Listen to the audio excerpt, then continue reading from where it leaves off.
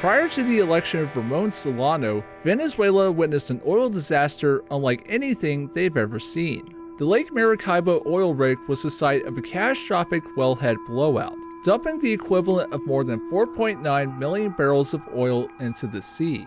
The large refineries near Guanare were also attacked by terrorists, resulting in large-scale oil fires that polluted the area and killed more than 30 people.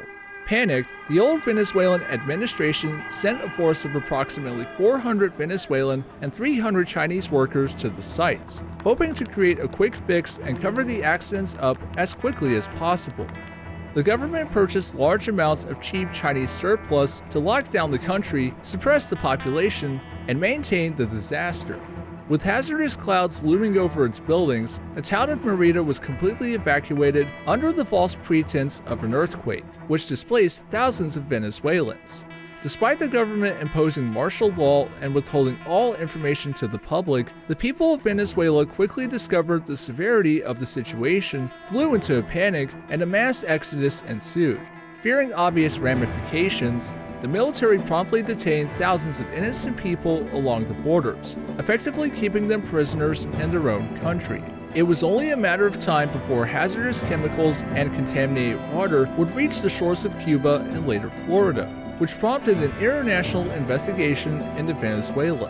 The incident was unofficially dubbed Venezuela's Chernobyl, for the government's rampant dishonesty and attempts to cover up the disaster. As the election in the country drew near, international ISP mogul and presidential candidate 𝚖𝚎𝚗𝚘𝚘 used the crisis to his advantage, pledging to oust all corrupt government elements and bring a return to Bolivarianism. The young businessman promised to not only help displaced Venezuelans find new homes, but to also seize the country's oil production for the people, solidifying the nation's status as an independent South American superpower. As rioting in the streets of Caracas continued to ensue, a growing number of military and police personnel began outright refusing to detain or shoot at protesting civilians. Solano quickly gained the loyalty of the military, and he was victorious in the 2009 election by a landslide. Solano's first target was Western oil company Universal Petroleum, who had close ties with the prior administration.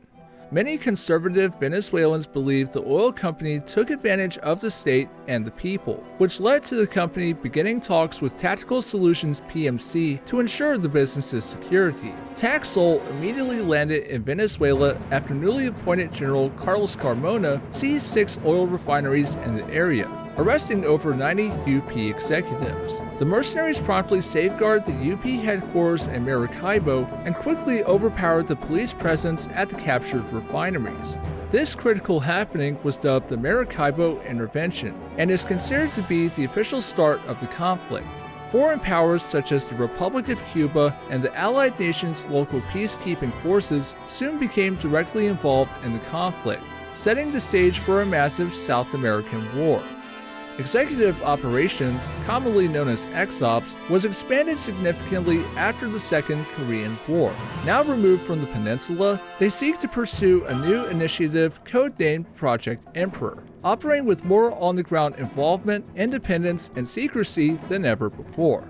The involvement of EXOPS may very well be the straw that breaks the back of the Solano regime, and the future of Venezuela proves to be more uncertain as the days pass by.